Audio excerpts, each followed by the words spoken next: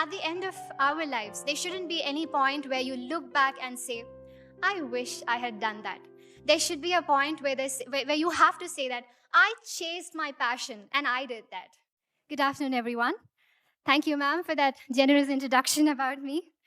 All the respected dignitaries on the dais and off the dais, I'm extremely happy to be present here today.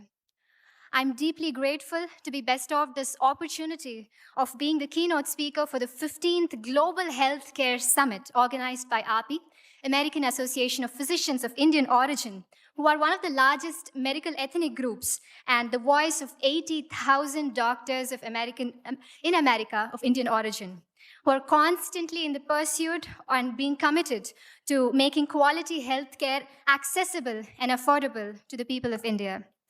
I am totally bowled over by the extraordinary minds gathered here. And I've grown up idealizing and seeing amazing doctors like y'all and wanting to be like y'all someday.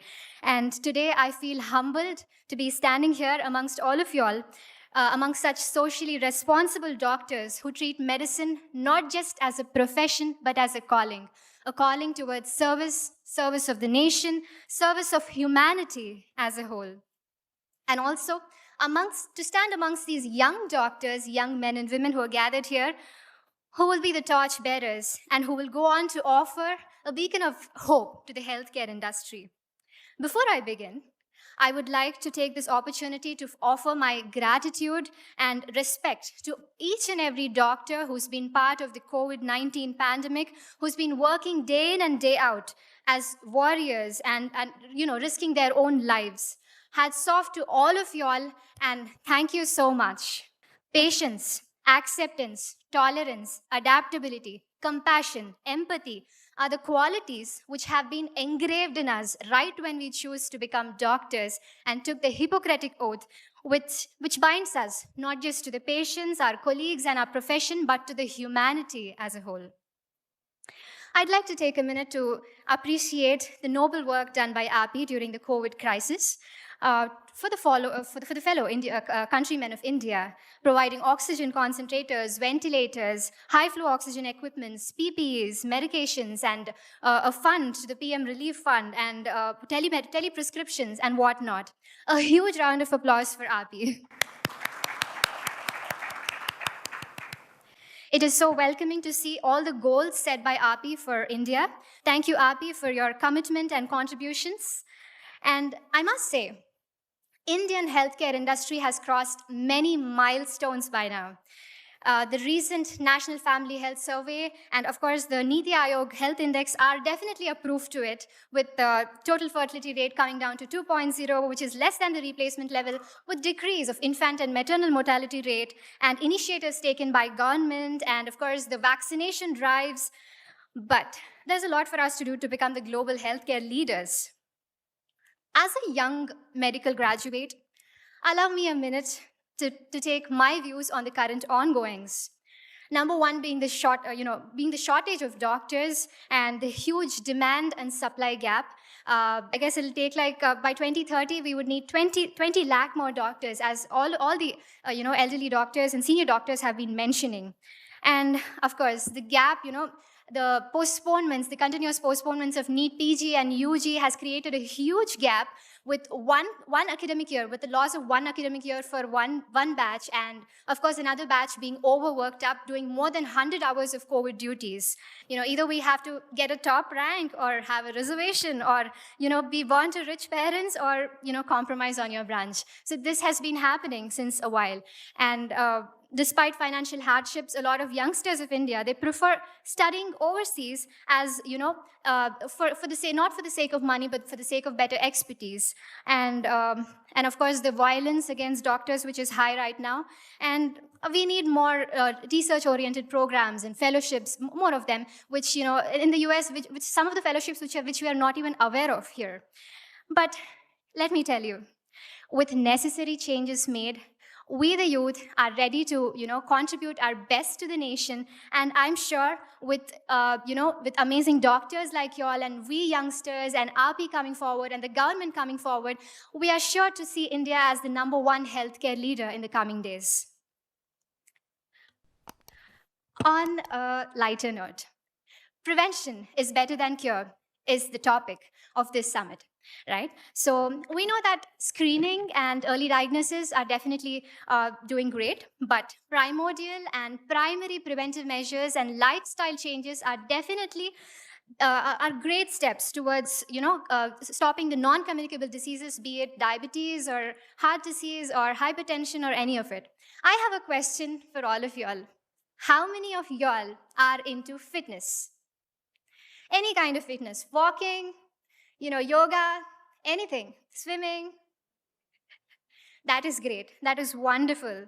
Wonderful to see so many doctors being fit, because it is only when doctors are fit that patients would be inspired to be more fit, right? It is so nice to see us looking smart in front of our patients.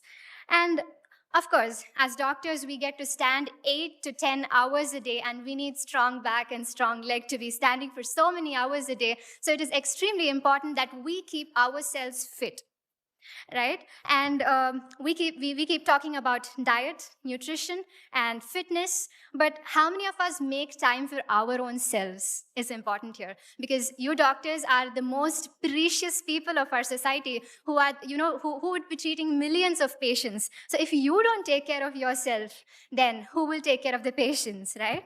So self-care, self-love, making time for yourself, for your own self, and being your own doctor is definitely the need of the hour right now. At least 10 to 20 minutes a day. I'm sure that's not a lot for us. We can definitely make more, more than that, actually. Creating a 10 to 20-minute capsule of exercises for all of us to stay fit. And, we all know this fact that health is wealth. And of course, the WHO, I'm a yoga practitioner, a certified yoga practitioner and trainer who's been training so many students and the Polis Academies in a lot of places. And what I realized while doing yoga is that it deals not just with the physical aspects, but also with the mental, physical, emotional, and psychological aspects, which perfectly fits into the WHO definition of health, which says health is physical, mental, emotional, and psychological well-being, and not merely absence of disease or illness. Introducing yoga or any sort of physical activity into the right from the childhood will develop a lifestyle habit and prevent them from having non-communicable diseases in their future. Not just that, it is also proved that waking up early in the morning and doing your exercises early in the morning has proved that those students are more productive and attentive. And of course, we would definitely want to look smart and more impressive and attractive, isn't it? Yes. Okay, let's keep our profession aside for a while. And let's talk about, I'm sure, behind your white coats, most of y'all are incredibly talented. Am I right? Okay. How many singers in the house? Wow, I see a lot of hands up. At least like bathroom singers, if you are. How many singers here? All are bathroom singers. Okay, how many dancers? Wow, I see a lot of hands up, right? So, hence proved that you all are incredibly talented behind your white coats. I'm called here to give a motivational talk, but I seem too young to motivate all of you all. But I think this is one of the points I really want to concentrate on, that I see amazing people, you could be swimmers, singers, dancers, poets, photographers, actors, bikers, and travelers, and whatnot. Why should profession, career and our passion be an either or option? All of us, here are doctors who are specialized into different fields, but what makes us unique is that balance, to be able to balance our passion and profession. Balancing your work and family, it is as important as balancing your passion and profession. So, balancing my profession and passion, I have been doing that for so many years so far. And I realized that passion helps us vent out our stress. Passion helps us in times of crisis. And passion makes life more beautiful than mechanized. I've been a Bharatanatyam artist and given over 2,000 performances for the past 20 years I've been performing. And I realized that it keeps me happy. It gives me joy. It keeps me going. And it is my companion during my hardships. And as ma'am mentioned, I've had this opportunity of performing in front of numerous legends, and one of my favorite being Dr. APJ Abdul Kalam sir. So during one of the conferences, Dr. APJ Abdul Kalam sir has been to my college, and it was an OSMECON conference in 2013, and I got the opportunity to perform in front of him. And what he said on that day about, after seeing my performance is something which is like a message for my life and all of us as well. He said, when art and medicine join together, you create a good human being.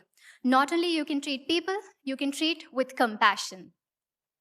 I'm sure we all are compassionate doctors already, but I would definitely urge you all to continue your passion as well. Make at least a few hours out of your busy week, one day in a week. If you can, make hours for your passion, then I think it'll keep you happy. I'm sure you're going to see a large difference after you do that. And we know the world is being digitalized right now. It is important to improve the digital presence of medical industry. And the beauty of technology is that it connects us to millions of people. A click of a button helps us connect to millions of people and give them the right medical information at the right time. And the next big thing that is going to happen, that is already happening, is our online clinics. But there are definitely pros and cons for everything. This, the pros we already know, but the disadvantages being that, some of the quacks may utilize this opportunity to give wrong information and wrong treatment, which I think with some kind of regulations from the government, we can definitely curtail that. And I also remember Dr. APJ Abdul Kalam sir saying this, that during the conference itself, he encouraged both medical students and engineers to collaborate together. And we have created a program called MedTech, where both of them come together and exhibit their medical models. The engineers come forward and exhibit their medical models. I think it's a great and amazing initiative. Well, for us youngsters, I see some young people here. Online presence has a totally different meaning. For us, online presence means Instagram, Facebook, right? Snap. So how many of your youngsters are on Instagram?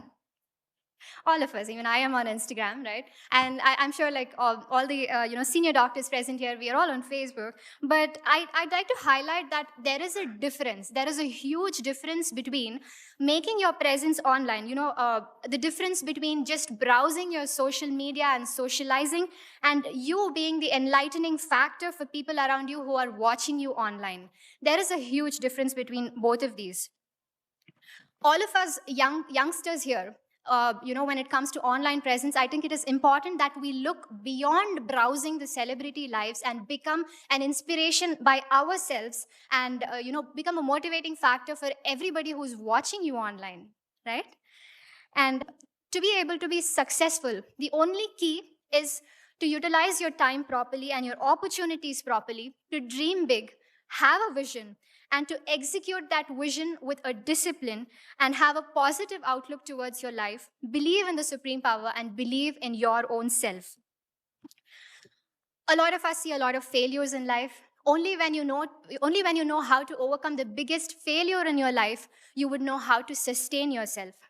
I was the All India's Best Cadet of NCC, honored by the Prime Minister and President of India. Being a doctor, being a Miss India, being a Bharatanatyam artist, a yoga practitioner, a philanthropist, and eco-activist, I can assure you that I have seen failures in every step of these achievements. I have failed once, I have failed twice and thrice. But, waking up again the next day morning and having a new hope again is what made me stand again in front of y'all. There is a difference between winning and being successful, okay? I never considered winning any of these competitions as being successful. For me, success is about, waking up after you failed. For me, success is about overcoming the challenges and societal norms, being disciplined, being consistent in your hard work, being happy with what you have and satisfied with what you have is success for me. Making my country proud, making my parents proud, and my teachers proud is success to me. I think we've seen this, a lot of times it's been forwarded on our phones that the winner stands like this, and the person who got third will be celebrating the success, right? So that means that, the position or winning is not success. Absolutely, being happy with what you have and enjoying your journey, and exploring yourself and being able to chase your passion is success to me.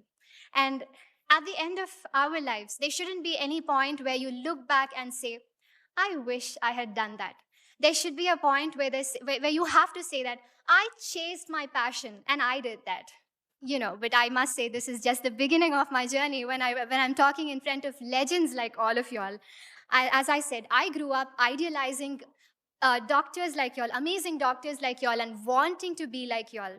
With all your blessings, I promise to serve my nation with total dedication and responsibility.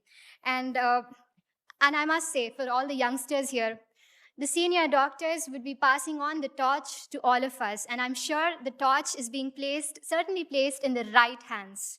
Thank you so much for this opportunity. I am deeply grateful for RP for giving me this opportunity. And I must say that, I'm blessed. I'm blessed to be standing in front of all of y'all. And thank you so much. Thank you.